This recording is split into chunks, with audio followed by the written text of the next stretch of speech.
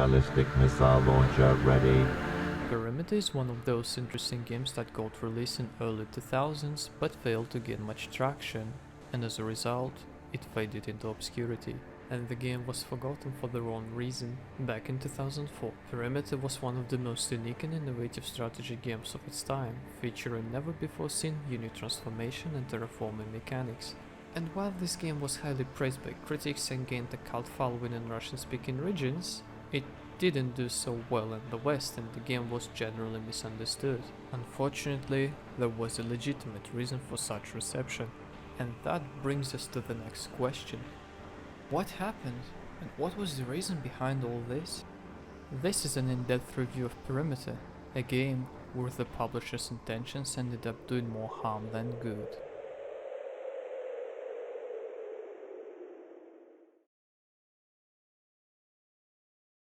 Before I talk about the actual game, I believe it's important to say something about the studio that made it. KD Lab, the studio behind it, was founded in 1995, with Andrei Kuzmin being the founder and the lead game designer of the studio. After releasing the infamous Vanguards and a few other games, the studio was working on their next game concept, and in year 2000, the studio started full-scale development of their next title called Perimeter. Later on, in year 2002, the studio was actively looking for a Western publisher, and Codemasters ended up receiving the game publishing rights. In the development logs, Crank stated that Codemasters was helping by providing constructive feedback as well as conducting an active marketing campaign, and overall, he had a very positive opinion about them. However, there was a dark side of this cooperation, as later on, under the publisher's influence, the game saw many changes. According to devlogs, Codemasters' team was actively participating in the development of the game. The outcome of such participation is uncertain, as Codemasters indeed provided crucial feedback to developers, but in the end, it is likely that Codemasters was afraid of the game being too different, and they ended up pushing for more generic narrative. The most tragic period of Perimeter's development came in late 2003. Because of the strict release date imposed by the publisher, the dev team had to make a compromise and cut a huge piece of content that could not be finished by said deadline. Moreover, the team also had to cut or repurpose some story pieces because they didn't fit into the publisher's vision of the game. In the December of 2004, Andrei Kuzmin left the studio over creative disputes. He summed up his experience as being a film director without any access to the editing room. And now, you must be wondering, what was the end result of all this? The release Perimeter essentially had two versions of the game. First, there was the Russian version of the game, which included full final edition of the story, and second, English edition of the game, which had some of its characters and story dialogue cut. Now, couple that with lousy translation of the game, which I will cover later in this video, and you get the idea of the end result. The first part of the confusion surrounding this game begins here. You see, the Russian game edition came bundled with little something called P files. Those are basically short fiction stories set in Perimeter's universe that explain the game's lore as well as the events that preceded the game. As far as I know, they're not available in English and certainly not on Steam. One of such files of interest is called Genesis. This story tells the entire sequence of events that preceded the game and eventually created the first in-game faction as we know it. In fact, I would consider this information to be crucial to understanding of the game's plot. As you can see, there is quite a lot of text, but I'll try my best to summarize it. Get ready to hear some exposition. Sometime in late 20th century, a new generation of people called the spirits came into our lives. What differentiated spirits from other human beings was their psychic ability to connect to the spirits realm and absorb an enormous amount of information. Using their newfound knowledge, the spirits quickly advanced the technology on Earth and soon became known as universal science solution providers. Sometime later, the spirits discovered the existence of subdimensional parallel worlds. When viewed from afar, those interconnected worlds looked like foam bubbles, and this space became nicknamed as the sponge. The spirits then hypothesized that by traveling through the sponge, humanity could possibly avoid long space travel and reach far corners of the galaxy in their searches of habitable planets. Seeing this as an exciting new option for expansion, the humanity quickly jumped onto this hype train and started to rapidly develop new associated technologies and explore new worlds. However, what the spirits did not anticipate was that the worlds of the sponge reacted to live human presence and their subconscious thoughts. In those worlds, strong emotions such as fear began to manifest themselves into a physical presence and proved to be an active threat. To this end, in order to deter those hostile creatures, the spirits developed a new technology of impenetrable force fields called perimeter. Those creatures later became known as the Scourge. But things did not end there. A new plague was unleashed upon the Earth, as the Scourge started to flood the planet by traveling through the human-built portals. Even the ground itself began shifting around the Earth portal. In an attempt to stop this infestation, the government on Earth made a decision to permanently close down all portals leading to Earth. In response to this, the spirits created the Exodus movement and gathered like-minded people. The movement ideology stated that the people of the Exodus will enter the sponge and together they shall seek the new Earth, a place where the humanity shall live forever in peace, without any fear of the Scourge. In order to traverse huge distances through the sponge, the spirits built 9 huge moving cities called frames, each frame hosting about 100,000 people and 100 spirits. Thus, the Great Exodus began.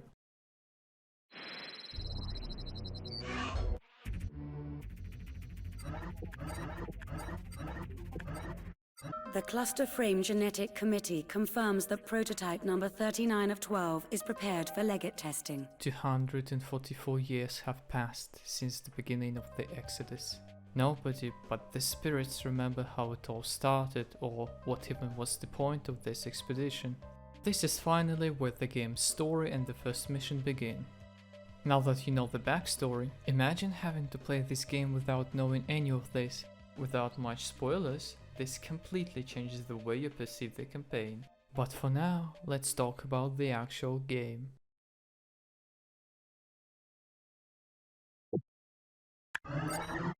During the game, the player assumes the role of the entity known as the Legate. The Legate acts as a frame commander and oversees the frame movement and military operations on the surface of the worlds.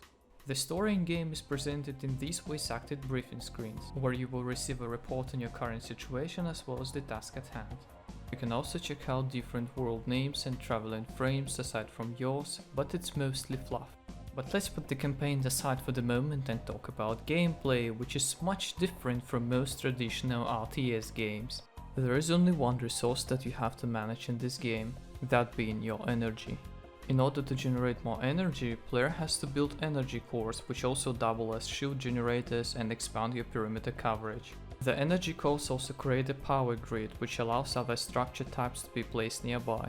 That seems simple enough, but there is a small twist. You can only place buildings on flat surfaces, and to that end you have your special units. There are 2 special unit types, them being the Brigadier and the Buildmaster. Each frame has only 5 slots for special units, and you're free to distribute them as you see fit. The Brigadiers are responsible for Earth terraforming by either flattening the terrain or digging defensive trenches. All you have to do is just mark the territory using the special brush, and the Brigadiers will do the rest automatically. The terraforming doesn't happen because of magic though. Instead, each Brigadier unleashes a swarm of small excavation drones that actually dig and move pieces of ground around. And I think that there is something really satisfying about seeing them rise in the earth. The second special unit, Buildmaster, is responsible for structure creation and repairs, but building also has some of its quirks. Firstly, you can only build 1 copy of the structure at a time. For example, if you're building a soldier factory right now, you cannot start building a second one until you either cancel or finish constructing the first one. And secondly, Buildmasters build things by sending energy packages to the structures, and these packages are real physical objects. They have travel time, they have trouble climbing steep hills, and you should know that these packages can be destroyed by the enemy. Now that we have the base building covered, it's time to talk about the combat, which is also surprisingly interesting. In Perimeter you can only produce 3 basic units: nano soldiers, officers and technicians, but these units are almost completely useless by themselves. Instead of fighting, their main function is to be transformed into other units. Squad ready. Transformation initiated. Transformation complete. Coordinates locked. Essentially, basic units act as components. For example, it takes 3 nano officers to transform into 1 sniper. Gather 30 of these and you get yourself 10 snipers. And of course, more advanced units require a lot more than that. This is where the basic unit limit comes into play and you should be wary of it. Aside from basic units, your squad can only consist from the units of the same type. And once again, a player can only have 5 squads at most. But there are no transformation limits and you can morph units into different types as much as you want. Now that you know the basics, I should mention that everything in this game takes energy resource. Terraforming, units moving, weapons firing, structure building, and so on. This can lead to a complicated situation where some of your units may be unable to move or attack because of lack of energy. With all things combined, this truly makes a fascinating gameplay when it works. Each unit has a specific list of things it can attack, and combined with different weapon technologies, this achieves an interesting balance of force. Laser weapons deal instant damage, but it's quite low. Rockets deal more damage and stun units, but they can miss. The enemy base is protected by the shield? Just use the underground units in order to burrow below their perimeter. You can also deal some devastating damage to the terrain using some experimental units. Squad under attack. Remember that you can use strong sides of each unit form creatively.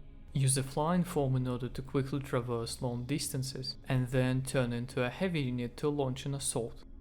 You might be tempted to turret creep in this game, but this is a faulty tactic, as destroying a single turret in a tightly placed wall of turrets will result into your whole defense crumbling. There are many more interesting mechanics in this game, but telling about them all here would spoil the fun, and I'd rather have you discover them yourself. And that was the gameplay. Now back to campaign. I'm not going to spoil the whole game in this video, but here's what's going on.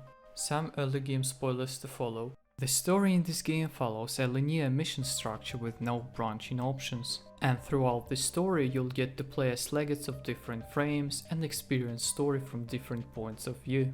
The game begins with you acting as the legate of one of the Exodus frames, and the Council of the Spirits instructing you on your everlasting quest in searches of the new Earth.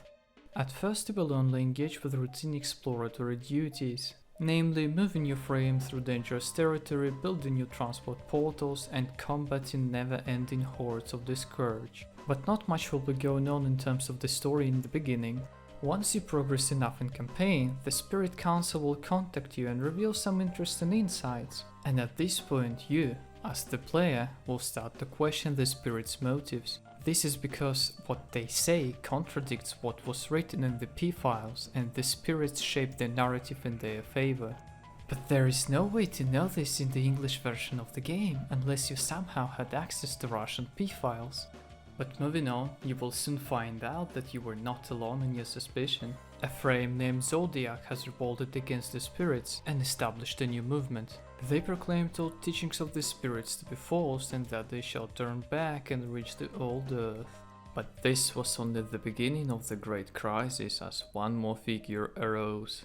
One more frame has revolted, and an entity only known as the Emperor came to rule it. The Emperor proclaimed that the true place of the humanity is to reside within the sponge itself, and that he shall destroy all those who oppose his rule.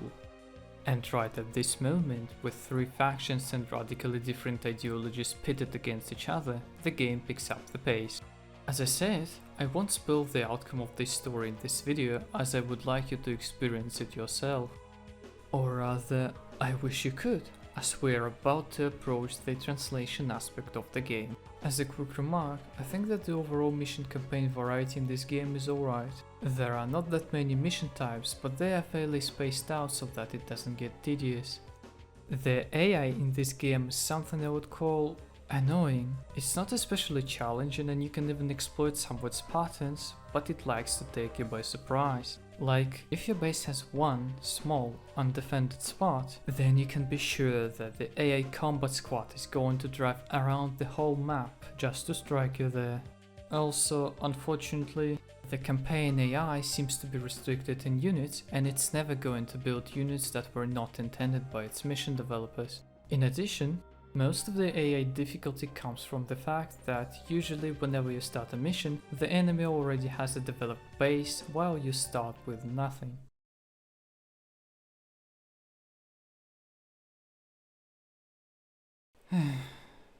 I don't even know where to begin. There's just so much wrong with the English translation of the game that I could make an entire video just from that.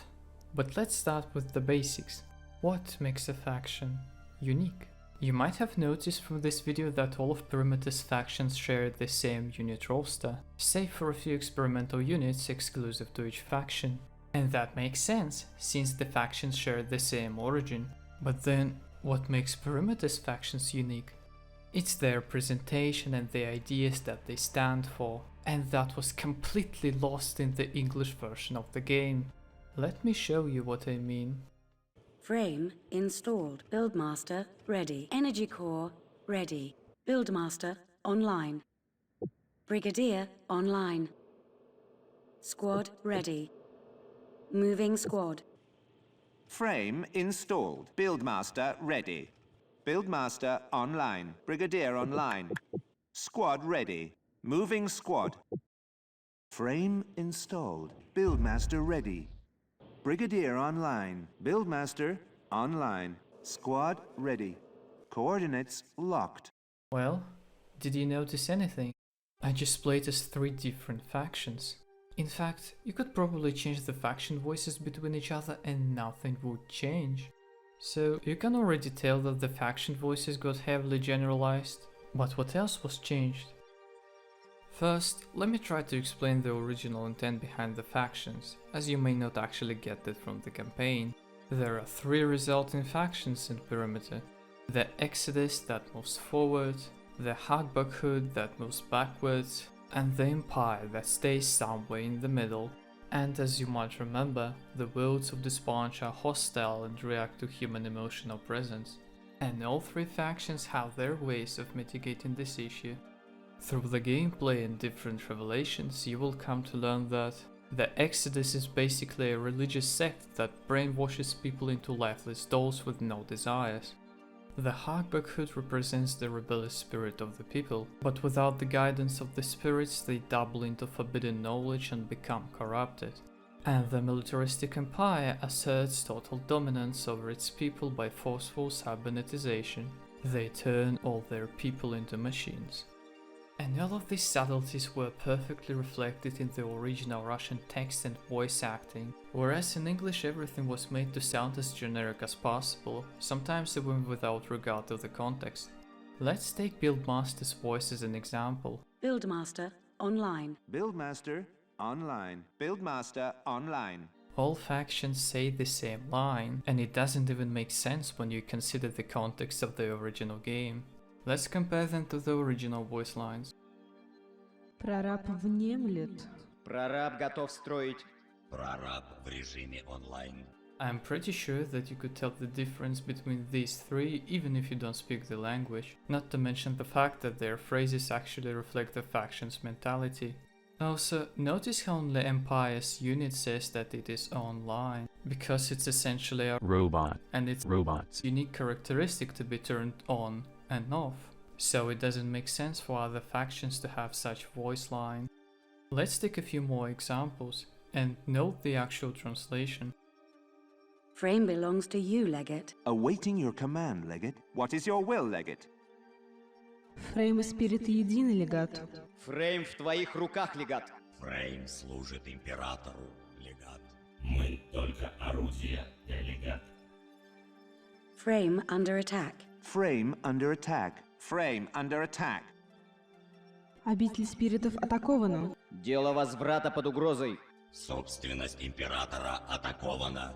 The gameplay voice identity was pretty much destroyed, but what with the campaign? Just the sheer number of files tells us how much dialogue was cut. Not to mention that the saved files were altered, and in a bad way. Now I will provide you with some dialogue from the campaign. It will contain spoilers, but they don't say much without context. Let's start with the Exodus, the religious sect. Legate of Cluster, your mission is to complete construction of an Amiga portal in order to open a corridor to the next world in the chain. The Spirit Council has provided you with stationary laser weapons to aid you in your fight against the Scourge. Execute the will of the Council. And now let's listen to the original briefing from the very same mission. Легат, фрейм-кластер должен установить связь с соседним миром цепи и уйти туда. Пока неизвестно, что нас ждет на этом мире. Помни, всякая скверна — это следствие людского несовершенства. Неукрощенные мысли жителей Фрейма порождают ее, стремящуюся уничтожить наш город и все, что с ним связано. Поэтому каждый из вас, живых, должен идеально контролировать себя. Но для людей это почти невозможно. Человек исхода должен знать, что его мякоть души может обратиться здесь в зримые ужасающие формы. Поэтому каждый должен неустанно молиться и духовно очищаться под руководством спиритов. Это путь спасения и обретения большого мира. А сейчас твоя задача закончить модификацию омега-портала. Excellent work, Legate. Your skills have improved. However, the Spirit Council is concerned about the people of Frame Zodiac's state of mind. Recent communications have been distressing. Their anxiety must be controlled, or they may condemn us all. An uprising could destroy the Exodus. Неплохо, легат. Твои навыки стали такими же, как и у доблестных легатов других фреймов. Это хороший знак. Однако, последний завет от Зодиака беспокоит Совет Спиритов. Поверхность души у людей, населяющих его, не столь идеально гладка, как в нашем городе. В последнее время на них обрушилось множество трудностей. Им тяжело каждую секунду осознавать и помнить себя. Они несовершенны и стремятся уснуть. Let's take one more example. In the beginning of the game, the spirits tell you about the creation of the Exodus. The English translation stays more or less the same, but there are a few key differences, which I'll show you here. The archive tells us that there were 3 worlds created by the ancient spirits. The spirits also created man in their image to live upon these worlds. A prophecy in the archive states that humans will carve a path through chaos and achieve salvation. Long ago, humans and spirits began building vast moving machine cities called frames on the 3 root worlds. These frames were given the mission of discovering new worlds that could sustain life. Each frame was home to over 100,000 people and 100 spirits. Смотри, сначала было всего 3 совершенно плоских мира, созданных древними спиритами. Тогда же, по их образу и подобию, был создан человек из оставшегося мягкого спанжа. Пророчество гласит, что именно человек проложит себе и спиритам дорогу сквозь хаос. Сотни человеческих циклов рождения назад люди и спириты начали строить на 3 корневых мирах огромные движущиеся машины-города, способные открывать новые миры спанжа. Их нарекли фреймами. Однако спанж, из которого были созданы люди, оказался слишком мягким. Все новые миры оказались не плоскими из-за присутствия человека. Более того, они таили в себе смертельную опасность для фреймов. Но люди и спириты смогли приспособиться и выжить. Такова оказалась плата за ваше несовершенство. And that's just the tip of the iceberg. All mentions of the religion, as well as everything that made this faction stand out, were removed. Let's take a look at the Empire right now and see if it did any better. Here, the Emperor's first introduction. Hear me, children of the chain. Your new Emperor orders you to cease interdimensional travel and await the glorious arrival of Ruta. I order the factions Exodus and Harkback to lay down their weapons. The faith of the Exodus is but a tool the spirits use to control us. The root worlds of the Harkback are a myth. The worlds of the Chain are to be conquered and colonized. The Scourge is merely an obstacle to overcome. Swear allegiance to the Emperor and be freed. Refuse and be annihilated. The Emperor is law.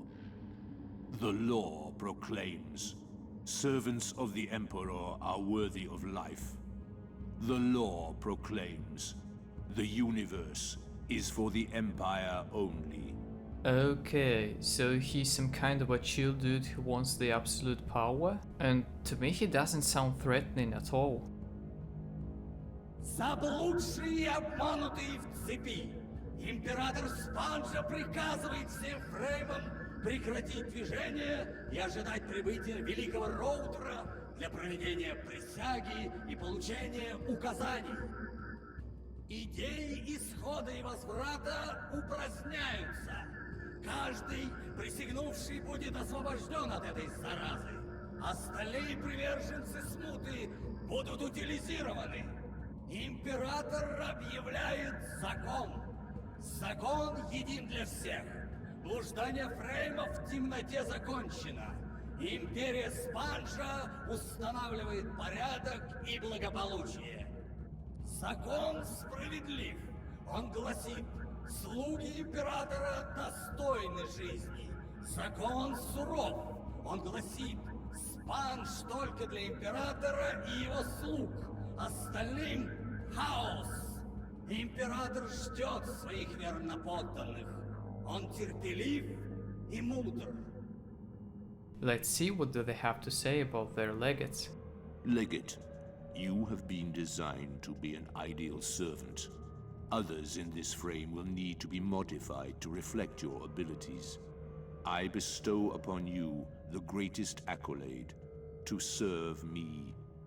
The time has come for the law of the Empire to be enforced. Your mission is to capture Existor. Its composition is nearly identical to Router's, and this will allow rapid integration. The Empire needs to conquer. The Empire needs to expand. Assure our victory. Легат, в своей лаборатории я изучил тебя. Твоя сущность спроектирована так, чтобы идеально служить мне. В отличие от остальных людей Фрейма, которым требуется модернизация. Твое тело и разум сотворены по особым чертежам. Я открыл твою тайну происхождения и теперь могу сам создавать легатов без участия спиритов. Но я дарую тебе невиданную милость — служить мне. Настало время торжества силы закона Империи. Ты должен захватить для меня Экзистор. Этот фрейм принадлежит к тому же поколению, что и Великий Роутер. Его срок настал.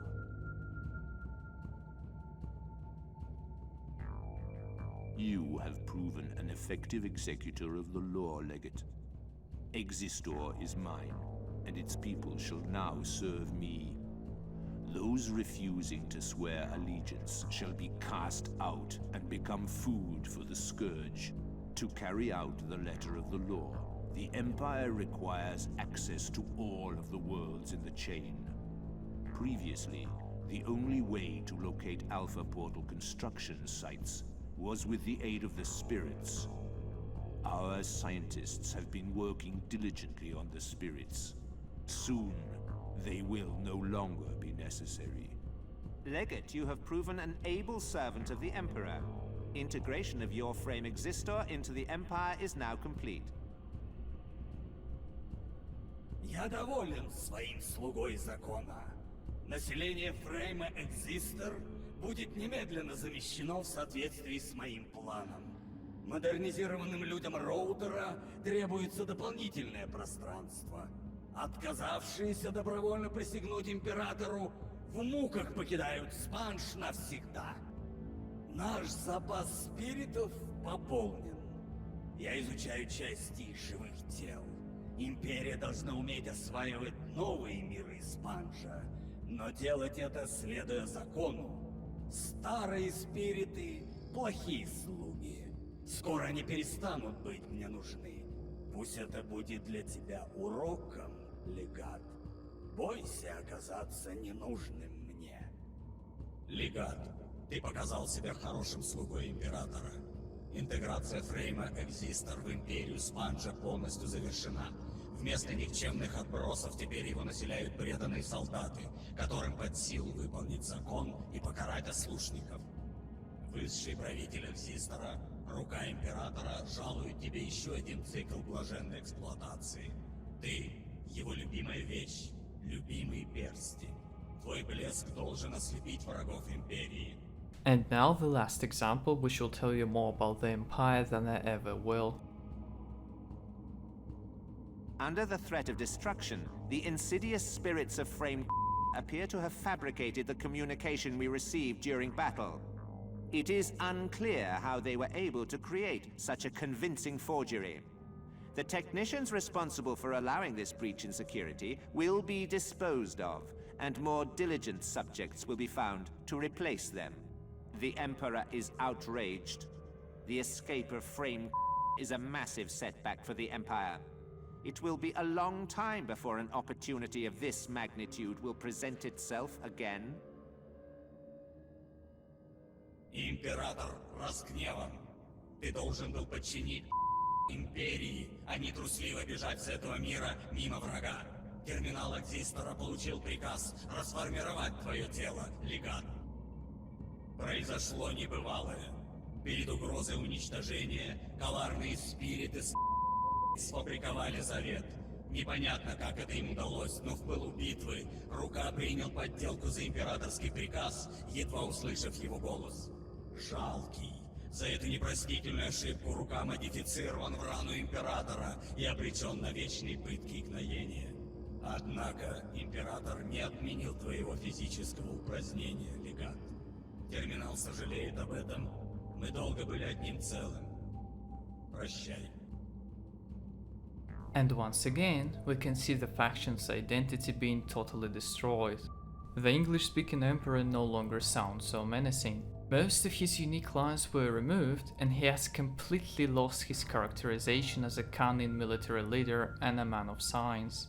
The Empire doesn't even have their cyborgs anymore. All mentions of them conducting such conversions were removed. And in such state, they might as well not exist as a separate faction in this game. Now's the time to talk about the last faction, Hagbakhut, the faction that undergoes a change and becomes corrupted by the Scourge. And as you may have guessed, all mentions of such transformations taking place were removed. The original briefing messages are quite long, so I will only provide shortened examples instead. We have reached a root world under your guidance, Legate. The mystery of our origin is about to be solved. The Science Committee is confident that this Earth the Emperor speaks of will hold the answers that we are looking for. The other frames scattered along the chain will not share in our triumph. We are leaving this place forever. Earth awaits us.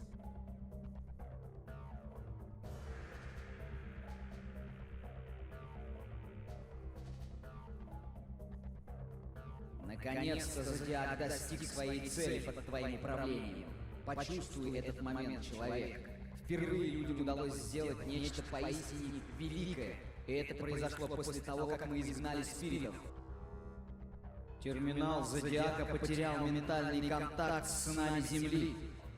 Что-то существенно изменилось во Фрейме, легат.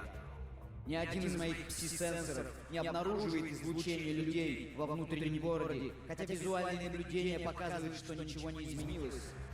Легат, ты слышишь меня? Тревога в управляющем секторе. Легат Фрейма мертв. Срочная замена. Генетический комиссариат Фрейма Зодиак подтверждает пригодность прототипа номер 56/24 для прохождения испытаний легата. Связь с сынами Земли частично восстановлена по визуальным каналам. Люди Зодиака выжили на корневом мире, но для этого им пришлось измениться и образовать психосимбиоз со скверной. Это было неизбежно. Если скверна порождение человеческого сознания, то примирение с ней – примирение с самим собой. And the second example. At some point in the campaign, the Hawkback basically commits a terrorist attack on one of the Exodus frames and dooms innocent civilians to a certain death. This frame then sends their farewell message to others. The English and Russian texts stay more or less the same, but one final line of dialogue was cut. This is the last communication of Frame. The Hawkback captured our frame, executed the legate, and forcibly seized all of the spirits on board. The frame's control terminal has been reprogrammed, and despite our best efforts, we cannot regain control. The Hawkback have initiated a portal jump to an unexplored world. Farewell, brothers. Примите последний завет от жителей Фрейма. Наш город был захвачен возвратниками Зодиака. И возвратники инициировали процедуру прыжка на новый мир. Без спиритов останется там навсегда. Мы видели возврат в его истинном виде. Они были вокруг нас и внутри нас. Память об этом лишает сил и намерений. Нам больше не нужен большой мир. Мы знаем, что даже там мерзость скверносимбиотов будет с нами. Прощайте, братья.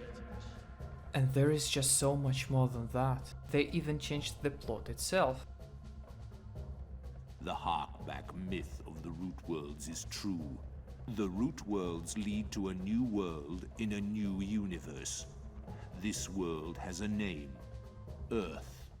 It must be claimed for the Empire. The Science Committee is confident that this Earth the Emperor speaks of will hold the answers that we are looking for. Судя по всему, корневые миры ведут как раз на то, что они называют большим миром. И у этого места есть имя — Земля.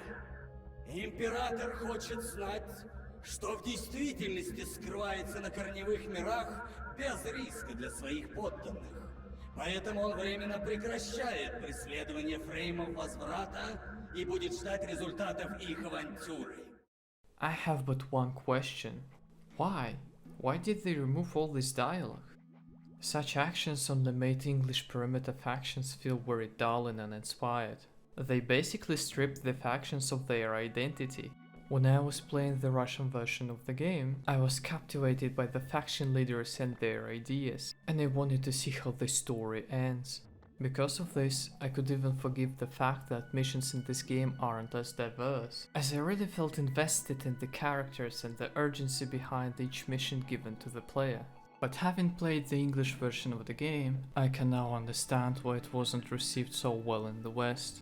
Because despite the innovative gameplay mechanics, the campaign was presented as a shallow experience with an incomprehensible plot.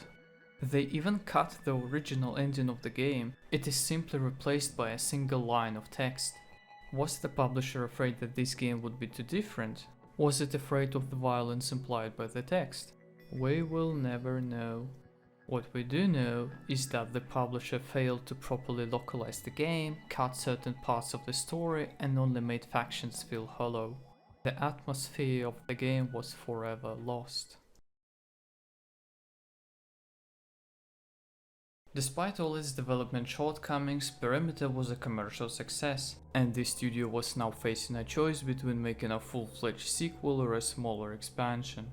But with the series mastermind gone, this was a tough choice to make, and the studio decided to play it safe and make a smaller expansion at first, and then, years later, develop a sequel.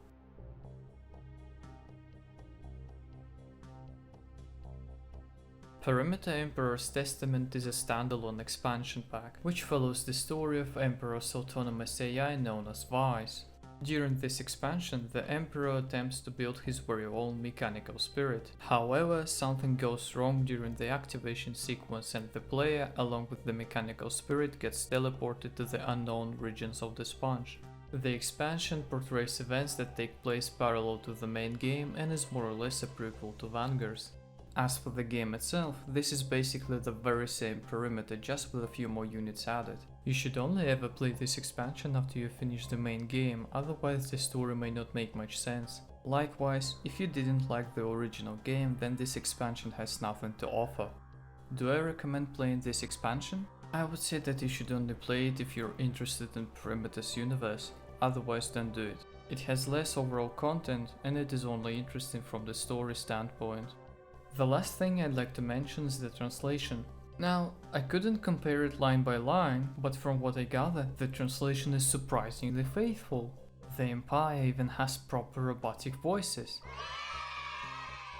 Although I'd like to mention that the mechanical spirit has a unique voice in Russian version of the game, while in English it sounds kinda like a generic voice synthesizer. Open your mind, delegate. Now that I am near, you are safe for the first time. I have come to show everyone his place and to bring justice to all. Открой свой разум, делегат. Теперь, когда я рядом, ты впервые в безопасности. Я пришел, чтобы указать каждому его место и быть справедливым с любым. Now on to the next game. There is a sequel. This could be a topic for another video. But there is one more game that I'd like to mention. Creeper World. The premise of this game is quite different and it's actually a tower defense game. But let's take a look at the gameplay. Just like in Perimeter, energy acts as your main resource and it is required to perform most actions in the game. Once again, you start the game by building energy cores which generate a small amount of energy and create a powered surface. The building process itself is also reminiscent of Perimeter, as it is done by transporting energy packages to the desired structure, except that there are no build masters and the energy packages are transported through the energy network itself, but you can use guppies to transport packages to remote areas. The shield and terraforming mechanics also play a big role in this game, although they function differently. Also, your main base seems to look like a pyramid. Well, you get the idea. It's not mentioned anywhere, but I assume that the developer of Creeper World was inspired by the original Perimeter game, and I'm not the only one to notice.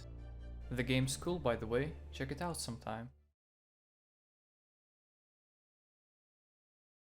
Launching Perimeter on modern systems is relatively easy. The game works right away, but it doesn't support widescreen resolution.